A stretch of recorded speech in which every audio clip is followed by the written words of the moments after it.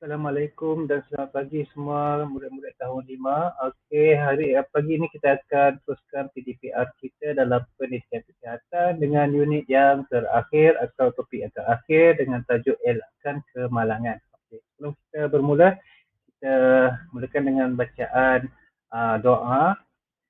Okey, doa belajar. Bismillahirrahmanirrahim. Allahumma ftah alaina hikmataka wa anshur alaina min khazaini rahmatika ya arhamar rahimin. Rabbi shrah sadri wa yassir li amri wa hlul 'uqdatam min lisani yafqahu qawli. Amin. Okey, baik, untuk tajuk elakkan kemalangan dalam unit yang terakhir iaitu unit 13. Objektif pembelajaran kita adalah yang pertama, kita nak tengok apakah jenis-jenis kecederaan yang boleh berlaku semasa kita melakukan aktiviti kecergasan. Okey, dan jadi kita yang kedua adalah apakah bantuan awal yang kita boleh berikan semasa berlaku kemalangan yang berlaku semasa aktiviti kecergasan. Okey, baik, kita mulakan pembelajaran kita yang seterusnya. Okey. Baik, akibat daripada kecuaian yang mungkin berlaku di luar rumah ataupun di dalam rumah, kecederaan kecil sering berlaku dalam kehidupan harian kita jika kita tidak berhati-hati. Contohnya, semasa kita melakukan aktiviti kecergasan, mungkin kita mengalami melecet kesan daripada pemakaian pakaian yang ketat seperti seluar ataupun kasut dan sebagainya. Okay. Dan di rumah mungkin berlaku kemalangan kecil seperti tertumpah air panas ataupun minyak panas ke atas badan kita, yang tidak disengajakan, akibat kecuaian orang dewasa ataupun akibat kecuaian diri kita sendiri. Cuba teliti gambar di atas dan ceritakan jenis kecederaan tersebut.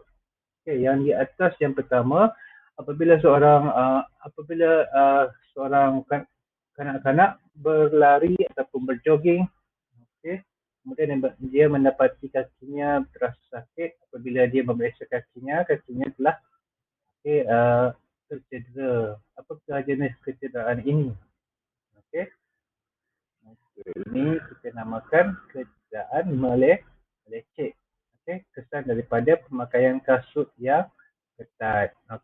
Mungkin kasut itu sudah tidak sesuai kerana saiz kaki dia sudah lebih besar. Jadi kasut itu menjadi ketat.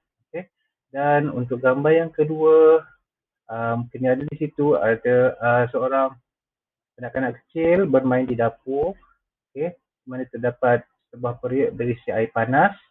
Kemudian kanak-kanak itu mencapai periuk tersebut dan air panas itu telah tertumpah ke badannya dan kanak-kanak itu mengalami kecederaan. Kecederaan ini dinamakan kecederaan melecur. Jadi inilah dua jenis kecederaan yang kita akan belajar ataupun kita akan teliti pada PDPR kali ini, iaitu melecet dan melecur. Okey, melecet, kita tengok punca-punca untuk kecederaan melecet. Yang pertama adalah geseran antara permukaan pakaian dengan kulit kita, seperti apabila kita memakai kasut yang ketat tadi, di mana terdapat geseran antara kulit kaki kita dengan kasut, jadi kulit kita akan mengalami melecet. Dan yang kedua adalah geseran antara peralatan dengan kulit, seperti apabila kita menggunakan cangkul ataupun kita menggunakan sesuatu yang kita angkat, seperti kita mengangkat berat di gimnasium. Apabila kita melakukan aktiviti itu secara kerap, di mana terdapat geseran antara peralatan dengan kulit kita, boleh juga berlaku melecet. Kemudian yang ketiga adalah puncanya apabila geseran kulit dengan kulit, seperti apabila berlaku geseran di antara paha kita, paha kiri dan kanan apabila kita berlari, kita berlari pantas, jadi ada geseran yang kerap di situ. Jadi akan berlaku geseran di permukaan paha kita. Okey, ini biasanya berlaku pada seorang individu yang mempunyai um, badan yang agak gempal. Okey, jadi apabila pehanya terlalu besar, jadi ada geseran yang berlaku di antara kulit. Okey, itu adalah punca-punca kecederaan melecet. Okey, baik, kita tengok pula kecederaan melecur. Melecur ni adalah kecederaan yang lebih serius berbanding dengan melecet. Okey, melecur adalah punca-puncanya yang pertama terkena air ataupun cair masakan seperti minyak masak dan panas. Okey, air panas yang baru masak atau mendidih ataupun minyak masak yang masih panas, apabila terkena permukaan kulit kita, kita akan mengalami melecur. Yang kedua, tersentuh objek panas seperti kuali panas, periuk panas ataupun benda-benda yang panas, besi yang panas, jadi kulit kita akan mengalami melecur. Yang ketiga, terkena cecair bahan kimia yang menghakis seperti asid.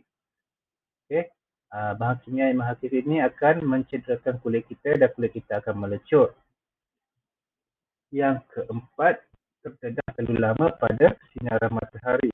Sinaran matahari juga boleh menyebabkan kulit kita melecur jika kita terdedah terlalu lama di bawah sinaran yang panas.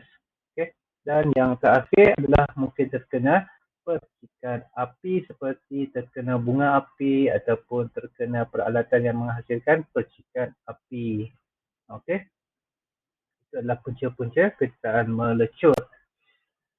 Sebenarnya kita akan tengok bantuan awal untuk kecederaan melecet. Kecederaan melecet, apa yang boleh kita lakukan apabila kita sendiri mengalami kecederaan melecet ataupun kawan-kawan kita mengalami kecederaan melecet. Yang pertama, kamu mestilah hentikan aktiviti jika berasa tidak selesa. Jangan teruskan aktiviti apabila kamu mendapati anggota badan kamu mengalami melecet. Yang kedua, kamu perlu cuci luka dengan air bersih dan sapukan antiseptik. Ini sangat penting untuk mengelakkan kecederaan melecet itu dimasuki kuman. Dimasuki kuman, bakteria ataupun virus. Jadi perlu untuk kamu cuci dengan air bersih dan sapukan antiseptik untuk mengelakkan jangkitan. Dan yang ketiga, balutkan luka dengan plaster atau kain kasa yang lembut. Dan jika perlu, bawa pesakit berjumpa doktor untuk mendapatkan rawatan lanjut. Biasanya melecet ini tidaklah begitu serius. Jadi tidak perlu berjumpa dengan doktor. Tetapi jika ia berlaku serius, mana melecet itu berlaku dalam kawasan yang agak besar ataupun dalam, jadi kamu perlu berjumpa dengan doktor untuk memberikan rawatan yang lanjut. Jadi ingat, kita akan balut dulu dengan plaster supaya kita menghentikan pendarahan dan kita meletakkan tekanan supaya darah tidak terus mengalir. Okey, baik. Kamu perlu ambil perhatian, aktiviti ataupun lakuan cara untuk memberi bantuan awal itu perlu kamu lakukan berdasarkan langkah-langkah yang betul supaya tidak mengalami jangkitan kuman. Jika kecederaan melecet tidak diberikan rawatan dengan segera, bahagian yang melecet akan mengalami jangkitan kuman dan mengambil masa yang lebih lama untuk sembuh. Itulah kepentingan untuk kita memberikan bantuan awal sebelum kita mendapatkan rawatan yang lanjut. Bantuan awal untuk melecur pula, di mana melecur ni kita tahu kecederaannya adalah lebih serius, jadi ini perlu dilakukan dengan pantas. Jadi yang pertama sekali siramkan air di kawasan yang melecur dengan air paip selama 10 hingga 15 minit. Ini sangat penting supaya kecederaan tersebut dapat meredakan kesakitan orang yang mengalami kecederaan itu. Jadi bawa orang yang tercederaa itu ke paip dan alirkan air paip selama 10 hingga 15 minit. Sebaiknya 15 minit.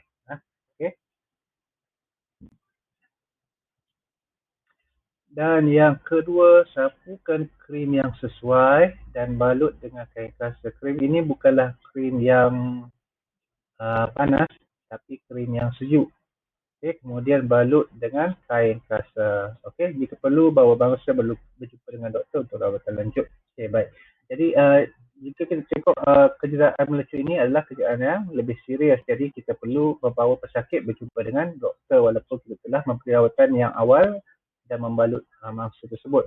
Okay, jadi kamu perlu ambil perhatian krim yang kamu gunakan adalah krim yang sejuk, bukannya krim yang panas untuk kita meredakan kesakitan melecur.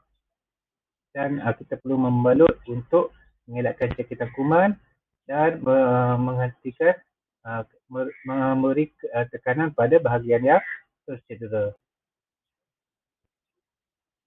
Okay, apa yang perlu kamu ambil perhatian ialah jika kecederaan melecur tidak dirawat dengan segera, bahagian melecur boleh dijangkiti kuman dan menyebabkan kulit bernanah, kulit menggelembung dan sakit kulit yang teruk dan juga meninggalkan parut.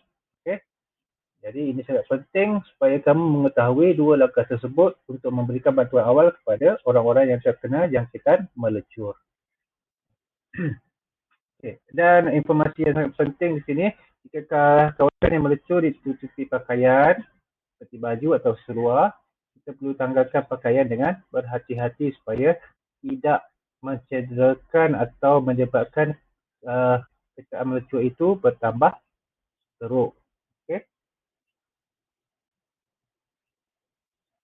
Okay.